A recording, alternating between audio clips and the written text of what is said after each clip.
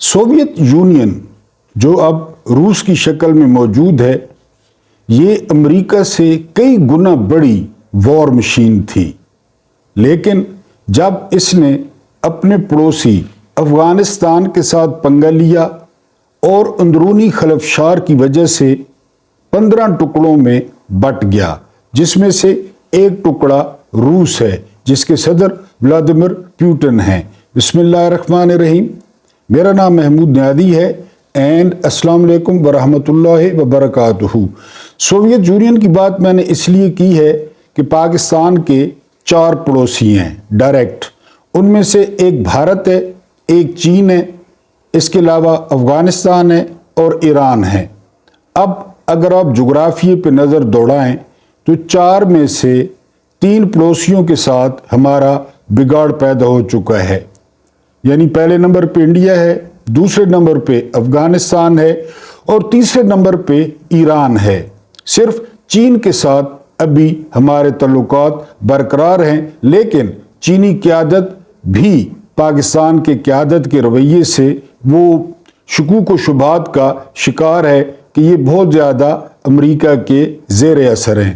तो पाकिस्तान को इस वक्त इंतहाई दानिश के साथ, इंतहाई अक्लमंदी के साथ अपनी स्ट्रेटजी तरतीब देनी होगी, क्योंकि जिस तरह मैंने अर्ज़ किया कि आप अपने पड़ोसी नहीं तब्दील कर सकते, पड़ोसी आपके मुस्तकिल होते हैं।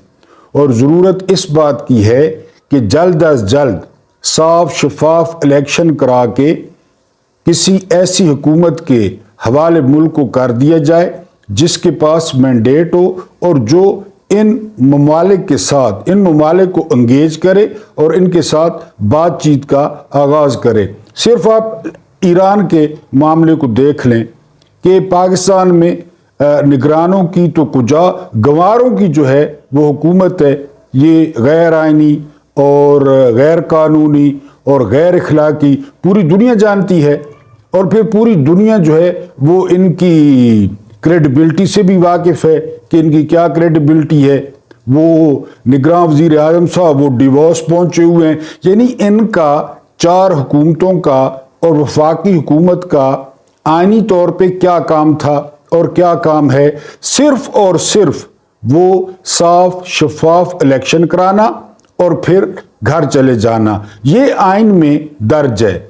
लेकिन वो इलेक्शन कराने के अलावा, इलेक्शन कराने के सिवा वो सभी काम कर रहे हैं। वो लोगों को सियासी इंतकाम का निशाना बना रहे हैं, वो लोगों पे FIRs कटवा रहे हैं, वो लोगों को गायब कर रहे हैं। लेकिन जो उनका काम है कि वो इलेक्शन कराएं और दफ़ा हो जाएं, वो करने की बजाय मुर्तज़ा सुलंगी, अनवारुल हक काकड़ और ये जो दूसरे, ये जिनको पड़ोसी नहीं पहचानते, वो आकर हमारे ऊपर मुसल्लत हो गए हैं या मुसल्लत कर दिए गए हैं। तो पाकिस्तान इस वक्त बिल्कुल हॉट वाटर में है, क्योंकि पहले हमें इंडियन बॉर्डर पे नज़र रखने की ज़रूरत थी, अब हमें ईरान के बॉर्डर पे नज़र रखने की ज़रूरत है। और इसके अलावा अफगानिस्तान के साथ भी हमारे मामलात कुछ अच्छे नहीं हैं। पिछले दिनों वो सरकारी तौर पे मौलवी फजलुर रहमान को जो है वो अफगानिस्तान भेजा गया, लेकिन अफगानी या तालिबान वो फजलुर रहमान के बारे में क्या ख्यालात रखते हैं, ये कई दफ़ा आप जनरल मुबीन की ज़ुबानी सुन चुके होंगे। और उन्होंने फजलुर रहमान को क्या अहमियत दी होगी, फजलुर रहमान की बातों की क्या अहमियत होगी उनके नज़दीक, वो अच्छी तरह जानते हैं। जिन्होंने अमेरिका को शिकस्त दी, जिन्होंने नेटो को शिकस्त दी, वो फजलुर रहमान के मादी से वाकिफ़ नहीं होंगे, वो फजलुर रहमान के हाल से वाकिफ़ नहीं होंगे, वो इससे वाकिफ़ नहीं होंगे कि पाकिस्तान में जो भी बदी की ताकत है उसका इत्तेहादी मौलवी फजलुर रहमान है। क्या तालिबान को पता नहीं होगा?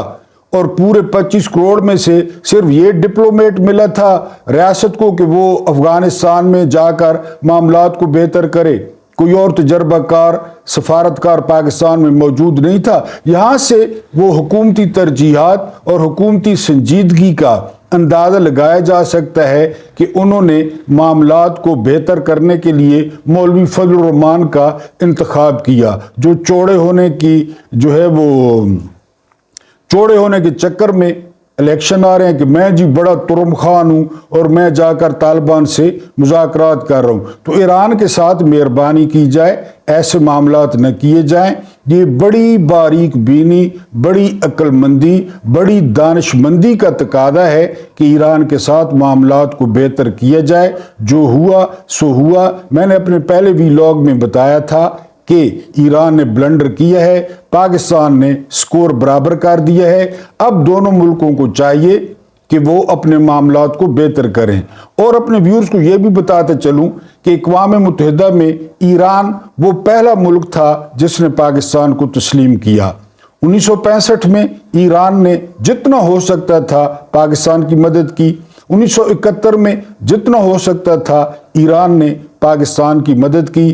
اس طرح افغانستان کے معاملے میں بھی کافی پاکستان اور ایران نے مل کر کام کیا، لیکن یہ پاکستان کے لیے کوئی اچھی خبر نہیں ہے کہ 4 میں سے 3 پڑوسی جو ہے وہ ہمارے ساتھ ناراض ہیں۔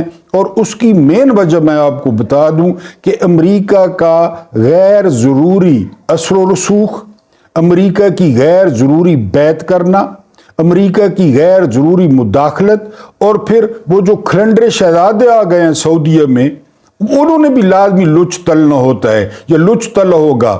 میں نے ایک دفعہ پہلے کہا تھا کہ کنگ فہد تھے یا کنگ عبداللہ تھے یا اس سے پہلے خالد تھے، وہ پھر بھی 80 سال کے 85 سال کے اور بڑے دھیمے انداز میں اور بڑی دانش مندی کے ساتھ وہ مملکت کے امور کو، سلطنت کے امور کو چلا رہے تھے۔ جب سے جناب آئے ہیں محمد بن سلمان صاحب، اور ان کی زیادہ جو افیلیشن ہے وہ امریکہ کے ساتھ ہے بہت زیادہ، اور یہ ایک مشن لیے ہوئے ہیں کہ تمام اسلامی ممالک وہ اسرائیل کو تسلیم کریں، وہ مشن بھی انہوں نے اپنے ذمہ لیا ہوا ہے، تو ان کی وجہ سے بھی معاملات کافی حد تک خراب ہیں۔ تو پاکستان کو اس وقت ضرورت ہے کہ وہ اپنے ان 3 پڑوسیوں کو انگیج کرے، خاص کر چائنا، ایران اور افغانستان کو، اور ان کے ساتھ معاملات کو بہتر کرنے کی کوشش کرے۔ ورنہ آپ کہیں کہ آپ بہت بڑی وار مشین ہیں، تو میں نے آپ کو مثال دے دی کہ پوری دنیا میں اگر کوئی وار مشین تھی تو وہ سوویت یونین تھی، اور سوویت یونین اتنا بڑا تھا جس کا آپ اندازہ ہی نہیں کر سکتے، لیکن وہ وار مشین اس کو نہیں بچا سکی، اس کو ٹوٹنے سے، اس کو بکھرنے سے۔ تو وار مشینیں نہیں بچاتی ملک کو، ہٹلر بھی نہیں بچا پایا۔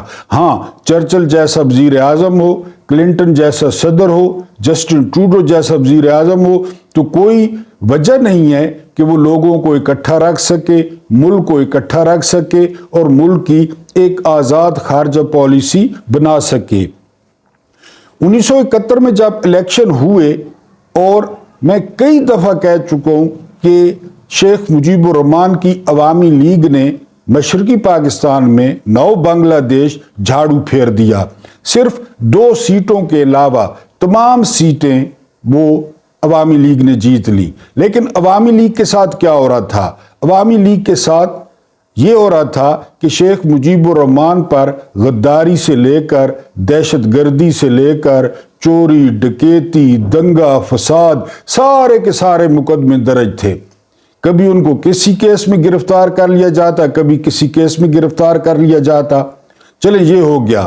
جب انہوں نے الیکشن جیت لیا، اب سمجھنے والی بات یہ ہے کہ مشرقی پاکستان میں عوامی لیگ نے 162 سیٹیں جیت لی، مغربی پاکستان میں پیپلز پارٹی نے 84 سیٹیں جیت لی۔ اب ایک عام جو میرا ویور ہے وہ بتا دے کہ 162 زیادہ ہوتا ہے یا 84 زیادہ ہوتا ہے۔ سمپل سی بات ہی، ان کو اقتدار منتقل کرنا تھا، وزیر اعظم بن جاتے شیخ مجیب، 4 سال 5 سال اس کے، یعنی ملک قائد اعظم کا جو ملک تھا، جو قائد اعظم نے بنایا تھا، وہ قتل نہ ہوتا۔ لیکن یہاں پہ کیا سوچ پائی جاتی تھی؟ جب الیکشن ہوئے اور عوامی لیگ نے جھاڑو پھیر دیا، تو وہاں پہ فوجی قیادت کا اجلاس ہو رہا تھا، تو ایک جونیئر فوجی افسر نے پوچھا تھا کہ سر اب کیا ہوگا؟ تو لیفٹیننٹ جنرل عبدالحمید خان، انہوں نے جواب دیا تھا کہ بے فکر ہو، ہم ان کالے حرامیوں کو اپنے اوپر حکومت نہیں کرنے دیں گے۔ یہ الیکشن کے بعد ہوا۔ اب ذرا اب دیکھیں 2024، 8 فروری 2024 سے پہلے کے جو ہے نا، الیکشن سے پہلے کیا ہو رہا ہے، پی ٹی آئی کے ساتھ کیا ہو رہا ہے؟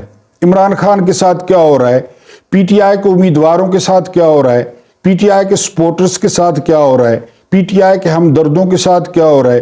آپ جھنڈا لے کے نہیں نکل سکتے، آپ اپنی گاڑی پہ تصویر نہیں لگا سکتے، آپ کہیں پہ کارنر میٹنگ نہیں کر سکتے، آپ کہیں پہ جلسے جلوس نہیں کر سکتے، اور اس ناعاقبت اندیش نظام اور سسٹم کی وجہ سے آپ یقین کریں کہ جو ٹینٹ والے تھے ان دنوں میں بڑا ان کا کاروبار چمکتا تھا، ان کے اتنے زیادہ ملازمین ہوتے تھے، ان کی روزی روٹی کھلتی تھی۔ اس کے علاوہ ساؤنڈ سسٹم والے وہ اچھے پیسے کما لیتے تھے، اور سب سے زیادہ فلیکسز والے وہ بہت اچھے پیسے کما لیتے تھے، انہوں نے آگے 10 ملازم رکھی ہوتے تھے۔ لیکن آپ دیکھیں کہ ہر کوئی ہاتھ پہ ہاتھ رکھ کے بیٹھا ہے، کیونکہ 1 مہینے سے بھی کم کا وقت رہ گیا ہے اور ملک میں کوئی ماحول نہیں ہے کہ 8 فروری کو الیکشن ہو رہے ہیں یا نہیں ہو رہے۔ اس کی وجہ یہ ہے کہ مقابلہ ہی نہیں کرنے دیا جا رہا۔ یہ ماحول اس وقت بنتا ہے جب مقابلہ ہو، 1 to 1 مقابلہ ہو یا زیادہ پارٹیوں کے درمیان مقابلہ ہو۔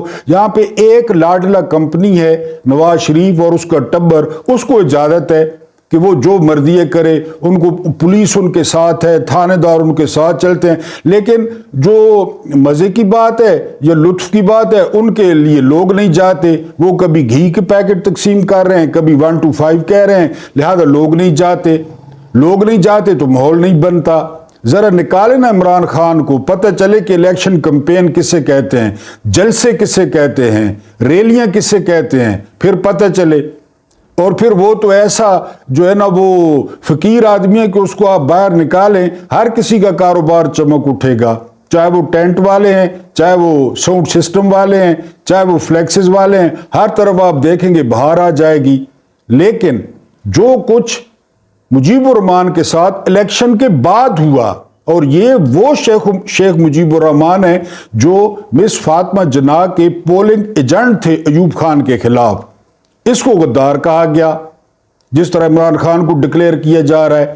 لیکن پی ٹی آئی کے ساتھ الیکشن سے پہلے وہی کچھ ہو رہا ہے جو عوامی لیگ کے ساتھ الیکشن کے بعد ہوا، کہ آپ کچھ نہیں کر سکتے، آپ الیکشن کمپین نہیں چلا سکتے، آپ غدار ہیں۔ میں نے پہلے بھی کہا کہ 9 مئی کا واقعہ وہ افسوسناک تھا، ہے، رہے گا، اس پہ افسوس ہے، تنصیبات پہ حملے ہوئے، لیکن یہ بھی ریکویسٹ کر چکا ہوں کہ ایک اعلیٰ سطح کا کمیشن بنایا جائے، وہ ایک بندے کی نشاندہی کرے اور اس کو الٹا لٹکا دے۔ لیکن یہ تو سیاسی ٹول بن گیا ہے نا کہ آپ پریس کانفرنس کریں، آپ عمران خان سے لا تعلقی کا اعلان کریں، آپ نون لیگ میں چلے جائیں، آپ استحکام پارٹی میں چلے جائیں، تو پھر وہ سانحہ نہیں ہے، ویسے وہ سانحہ ہے۔ تو پھر یہ مذاق بن رہا ہے ملک میں بھی اور ملک سے باہر بھی، کہ یہ تو انہوں نے مذاق بنا لیا ہے، یہ تو سیدھی بلیک میلنگ ہے، اور ریاست کر رہی ہے، نظام کر رہا ہے، لوگوں کو بلیک میل کر رہا ہے۔ اب تو بیویاں جو ہے نا وہ گھر والوں کو کہتی ہیں کہ جی جلدی اٹھو ورنہ میں کہہ دوں گی کہ تم بھی 9 مئی میں شامل تھے۔ اب تو یہ بات ہو گئی ہے، بات جہاں تک پہنچ گئی ہے۔ تو بہرحال شیخ مجیب کے ساتھ الیکشن کے بعد جو کچھ کیا گیا تھا پی ٹی آئی کے ساتھ، وہ الیکشن سے پہلے کیا جا رہا ہے۔ رائے کاظم میں بڑے خوبصورت اور نوجوان ورکر ہیں پی ٹی آئی کے یوتھ ونگ کے، انہوں نے آج عمران خان کے ساتھ 3 گھنٹے کی ملاقات کی ہے۔ ملاقات یعنی جیل میں وہ موجود تھے، انہوں نے کہا کہ میں نے تینوں کیسوں کی جو ہے وہ ہیئرنگ سنی، اس کے علاوہ اعظم خان کو آتے دیکھا۔ عمران خان نے کہا کہ اعظم خان پہلے قرآن پر حلف لیں اور اس کے بعد بیان دیں، لیکن جو خاص بات اپنے ویورز کے ساتھ شیئر کرنی تھی وہ یہ کہ وہاں پر خان صاحب سے ایک صحافی نے پوچھا کہ آپ کے امیدواروں کے فلیکسز پر نہ آپ کی تصویر لگانے دی جا رہی ہے اور نہ ہی پارٹی کا پرچم لگانے دیا جا رہا ہے، تو اس پہ آپ کیا کہیں گے؟ تو بقول رائے کاظم کے خان صاحب نے مسکراتے ہوئے کہا کہ جا کر میرے امیدواروں کو کہہ دیں، پی ٹی آئی کے جتنے بھی امیدوار ہیں، ظاہر ہے وہ اب آزاد ہیں، ان کو جا کر کہہ دیں کہ آپ سارے لوگ فلیکسز پہ قیدی نمبر 804 لکھوا دیں، بڑا لوگوں کو پتہ چل جائے گا۔ تو یہ میں نے کہا آپ لوگوں کے ذریعے پیغام پہنچا دوں، اپنے دوستوں تک پہنچائیں، جو آپ کو امیدوار ہے اس تک پہنچائیں، اپنے رشتہ داروں تک پہنچائیں کہ خان صاحب نے یہ ہدایت کی ہے کہ یعنی آپ اندازہ کریں کہ تصویر سے اتنا ڈر، آپ اندازہ کریں کہ جھنڈے سے اتنا ڈر، جبکہ 2 دن پہلے کا آپ کو ایک لطیفہ سناتا چلوں، صدیق جان صاحب نے کوٹ کیا ہے کہ اکاڑا میں کوئی سٹوڈنٹس تھے، انہوں نے نون لیگ کے فلیکس کو اتارا ہے اور پھاڑا ہے۔ ان سٹوڈنٹس پر اکاڑا کی پولیس نے توہین مسلم لیگ نون پرچم اس کی ایف آئی آر کر دی ہے۔ یعنی آپ کو بات سمجھ میں آئی ہے، نون لیگ نے ایف آئی آر کرائی ہے کہ انہوں نے نون لیگ کے پرچم کی وہ توہین کی ہے، جس پہ شیر بنا ہوا ہے، نہ وہ پاکستان کا پرچم ہے نہ کچھ۔ انہوں نے اکاڑا پولیس نے ان پہ ایف آئی آر کر دی ہے۔ ادھر کیا حالت ہے کہ امیدوار، ہر کسی کو پتا ہے کہ بیرسٹر گور عمران خان کے امیدوار ہیں، جو شیر افضل مروت ہیں وہ عمران خان کے امیدوار ہیں، شاندانہ گلزار عمران خان کے امیدوار ہیں، لیکن وہ اپنے فلیکسز پہ نہ عمران خان کی تصویر لگا سکتے ہیں نہ پی ٹی آئی کا جھنڈا لگا سکتے ہیں۔ آپ خوف کے لیول کا اندازہ کریں، وہ جو لاڈلا، وہ بھگوڑا، وہ جو ہے نا اشتہاری، وہ مجرم، وہ جھوٹا جس کو سپریم کورٹ نے کہا وہ تم طراق کے ساتھ واپس آیا، پولیس کے پروٹوکول میں پھر رہا ہے، بلکہ پھر کدھر رہا ہے، وہ بقول بلاول زرداری کے وہ بلی بن کے جاتی امراء کے اندرون جاتی امراء میں گھسا ہوا ہے، باہر نہیں نکلتا کہ پتہ نہیں لوگ کیا سلوک کریں گے۔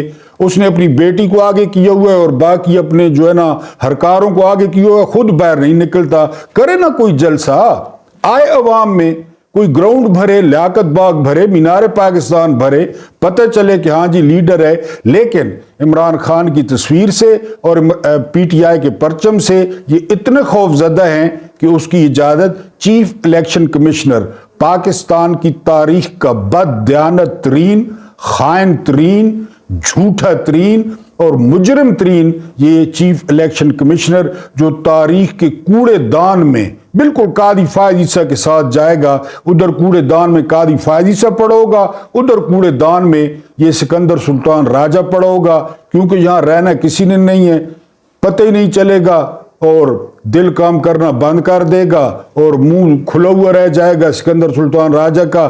پھر اس وقت اس کو کہیں گے کہ اب تمہیں بچا لے نواز شریف، یا مریم نواز تمہیں بچا لے، یا زرداری تمہیں بچا لے، جن کی تم چاکری کرتے رہے، جن کی تم نوکری کرتے رہے، جن کے تم غلام بنے رہے، جن کے تم منشی بنے رہے۔ تو بہرحال عمران خان کا پیغام یہ ہے کہ میرے امیدوار اپنے فلیکسز پر قیدی نمبر 804 بڑا کر کے لکھوا دیں، لوگوں کو پتہ چل جائے گا۔ یہ آپ کا اپنا ڈیجیٹل پلیٹ فارم ہے۔ ویڈیو اچھی لگی ہو تو لائک ضرور کریں، اگر آپ لوگ لائک نہیں کرتے تو کومنٹس کریں۔ دوسرا، یوٹیوب فیملی کو بڑھانے میں اور پھیلانے میں اس ناچیز کو سبسکرائب کریں، اور بقول اشفاق صاحب، اللہ پاک آپ لوگوں کو آسانیاں عطا فرمائے اور آسانیاں بانٹنے کی توفیق عطا فرمائے، اینڈ مجھے برداشت کرنے کا بہت بہت شکریہ۔